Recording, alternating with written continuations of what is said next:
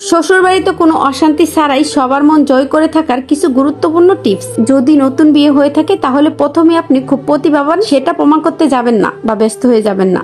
ধরুন আপনি সব রান্না জানলেও ভাব ধরবেন আপনি তেমন কিছুই পারেন না। শাশুড়িকে বলবেন, আম্মা আপনি আমাকে একটু শিখিয়ে দেন। এতে শাশুড়ি দুই চারটা তেরা বেড়া কথা শোনাবে, এমনকি মা কিছু শেখায়নি সেটাও বলবে, অকর্মা হেন তেন অনেক কিছু বলবে, ব্লা ব্লা।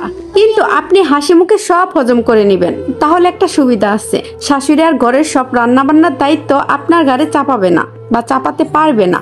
আপনাকে একটু একটু করে শিখাবে আর দুই চারটা কথা খোঁচা মেরে মেরে শোনাবে। তাতে কি, আপনি তো কাজ থেকে বাঁচলেন। শাশুড়িরা কৃতিত্ব দেখাতে পছন্দ করে। তারা সব সময় মনে প্রাণে চেষ্টা চালিয়ে যায় যে বাড়ির প্রধান কর্তৃপক্ষ সেটা প্রমাণ করার। আপনিও তাকে কর্তৃপক্ষের নজরে দেখবেন।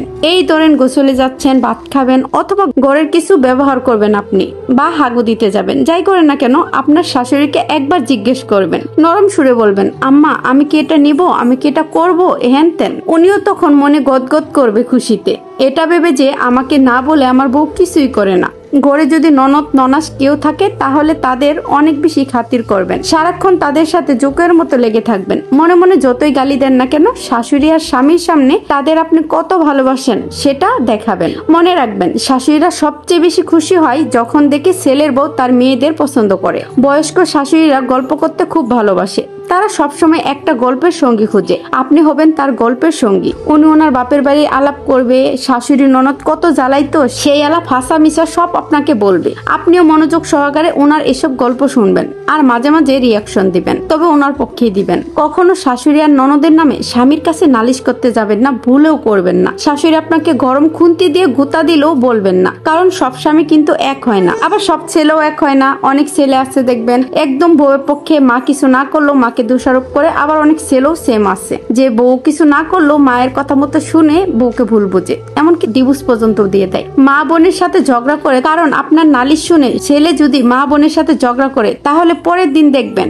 আমে দুধে, মানে মা ছেলে মিলে গেছে, মাঝখানে আটি হয়ে আপনি গড়াগড়ি খাচ্ছেন। মানে সব দোষ আপনার। ঘরের কোনো দায়িত্ব একা কাঁধে নিবেন না, কারণ সব দায়িত্ব ঠিক মতো পালন করার পরও সারাদিন গাদার খাটুনি খেটেও দেখবেন হাজারটা ভুল আপনার বের করতেই তারা ব্যস্ত হয়ে যাবে। তাই সব সময় শাশুড়ির হেল্পিং হ্যান্ড হিসেবে থাকবেন। মানে ধরুন উনি রান্না করলো, আপনি সবজিগুলো কেটে দিলেন, উনি কিছু করছে, আপনি হাতে হাতে সব এগিয়ে দিলেন। মানে হেল্পিং হ্যান্ডারা যা করে আর কি, কাজের বুয়ারা যা করে, তো এই হিসেবেই করবেন। আর সবসময় নিজেকে কাজের বুয়ার মতনই ট্রিট করবেন শাশুড়ির সামনে। স্বামী যদি খারাপ ব্যবহার করে তাহলে নিজের বাপের বাড়ি বলবেন না, শাশুড়িকে বলবেন। তাহলে শাশুড়ি নিজেকে আপনার গার্ডিয়ান মনে করবে আর খুশি হবে। বিচার তো করবেই না। শাশুড়ি যদি কোনো ভুল ধরে এবং বাপের বাড়ি নিয়ে কিছু বলে তাহলে তেলে বেগুনে জ্বলে উঠবেন না আর তার সাথে সাথে তর্কে জড়াবেন না। মনে রাখবেন, শ্বশুর বাড়িতে তর্ক করে আপনার পক্ষে কেউ থাকবে না, উল্টো সবাই আপনার বিপক্ষে চলে যাবে। তাই উনি বেশি কিছু বলার আগেই বলে ফেলবেন, আম্মা আমার ভুল হয়ে গেছে, এইবারের মতো ক্ষমা করে দেন,